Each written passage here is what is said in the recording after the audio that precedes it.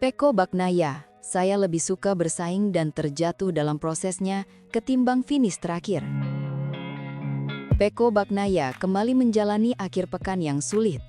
Usai crash dalam sprint race di Phillip Island, suasana hati rider Ducati Lenovo itu lebih baik pada hari Minggu ketimbang sehari sebelumnya. Selain itu, perubahan setup motor juga membuatnya lebih mudah. Lebih baik daripada kemarin, kami mencoba perubahan setup di pagi hari, tetapi tidak berhasil.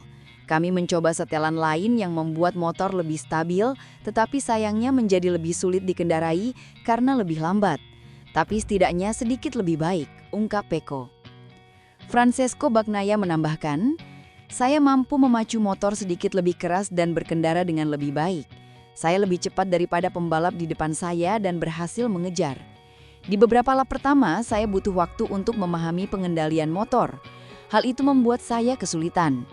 Ketika Pecco crash di lap ke-24 dari 27 lap, saat itu dia sedang berusaha keras untuk naik ke posisi 12. Ketika kita berkendara hingga batas maksimal atau bahkan melampauinya, kita berpotensi terjatuh dengan sangat cepat. Saya menerima resiko itu karena saya tidak ingin finish terakhir. Jadi saya terus gaspol dan menerima kemungkinan terjatuh. Dan sayangnya, itu benar-benar terjadi padahal balapan hampir selesai. Saat itu saya terus mengejar dan mungkin bisa finish di 10 besar, jelaskan juara dunia MotoGP 2 kali itu. Murid legenda MotoGP Valentino Rossi itu melanjutkan, saya lebih suka bersaing dan terjatuh dalam prosesnya ketimbang finish terakhir. Semuanya tergantung pada perasaan saya. Saya harus melihat sisi positifnya. Saya mampu berjuang untuk finish di 10 besar. Tentu saja, hasil seperti itu tidak membuat saya senang. Tapi ini semacam awal baru. 2 kali crash membuat Pecco dan tim pabrikan Ducati gagal mencetak poin di Phillip Island. Jelas ini merupakan tamparan kecil buat pabrikan asal Borgo Panigale itu. Karena setelah Marc Marquez absen karena cedera, mereka sangat bergantung pada Pecco. Hingga kini Pecco masih bingung dengan feel pada Desmosedici GP25 miliknya. Di Jepang saya mampu menang meskipun saya tidak memaksakan diri. Itu Ducati saya di masa lalu. Yang saya kendarai di sini bukanlah Ducati yang saya kenal. Kita harus memahami itu. Pungkas rider asal Turin Italia itu yang kini turun ke peringkat 4 dalam klasemen akhir pekan ini. Pembalap Ducati Lenovo Team, Pecco Bagnaia, lagi-lagi tampil jeblok dalam MotoGP Australia di sirkuit Phillip Island 17–19 Oktober 2025. Dalam 4 seri terakhir, Bagnaia selalu gagal meraih poin di sprint dan Grand Prix, kecuali saat ia meraih kemenangan ganda di Motegi, Jepang.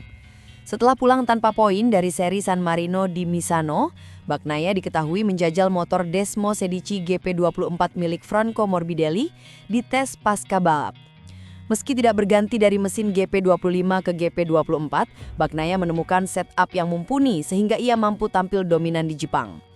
Namun ia kembali tampil buruk di seri Indonesia dan Australia, di mana ia gagal meraih poin di sprint dan gagal finish di Grand Prix.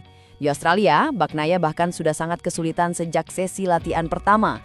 Belum lagi dijatuhi hukuman mundur 3 posisi start akibat mengganggu laju rider lain di sesi kualifikasi. Dalam sprint di Australia, Bagnaia hanya finish ke-19 usai start ke-11. Dalam Grand Prix, ia gagal finish usai start ke-14. Ia terjatuh di tikungan Siberia saat berusaha mempertahankan posisi 12.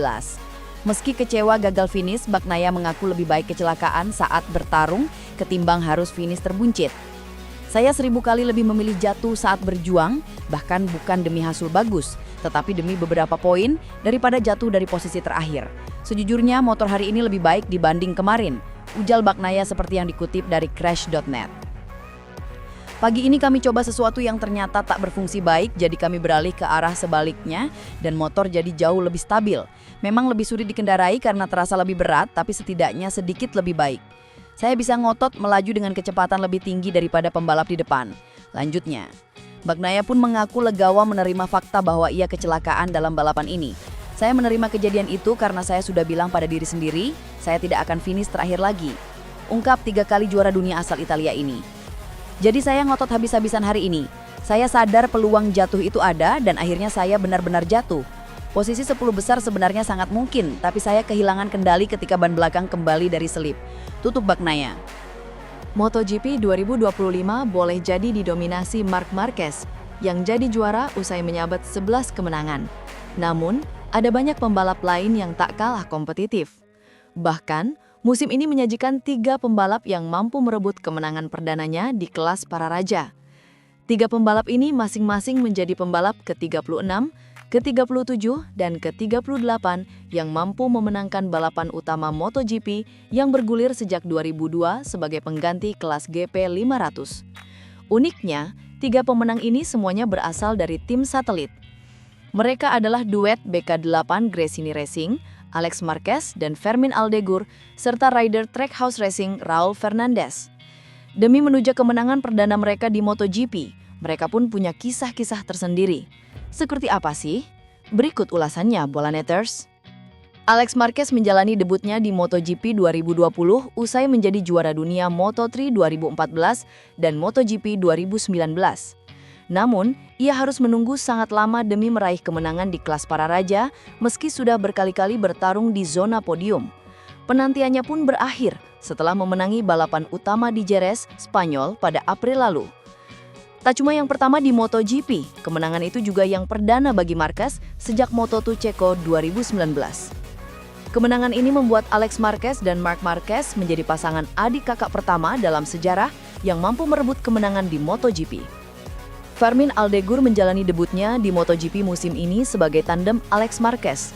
Mengendarai Desmosedici GP24, ia langsung dijagokan jadi debutan terbaik, meski harus melawan juara dunia Moto2 2024, Ai Ogura dari Trackhouse Racing. Ia pun langsung tampil kompetitif dan kerap bertarung di zona podium. Namun, dalam seri Indonesia di Mandalika, Aldegur tampak superior dibandingkan rider lainnya. Ia pun memenangkan balapan utama dan jadi pemenang GP 500 MotoGP termuda kedua dalam usia 20 tahun 183 hari. Ia juga menjadi rookie pemenang MotoGP ke-6 sepanjang sejarah setelah Dani Pedrosa, Jorge Lorenzo, Marc Marquez, Brad Binder, dan Jorge Martin.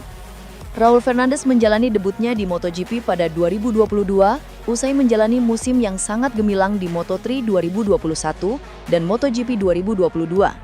Namun membela Tech3 KTM Factory Racing, ia sangat kesulitan sehingga memilih pindah ke RNF Racing yang merupakan tim satelit Aprilia pada 2023. Setahun kemudian, tim ini diakuisisi oleh Trackhouse Racing. Tim asal Amerika Serikat ini memilih mempertahankan Fernandez.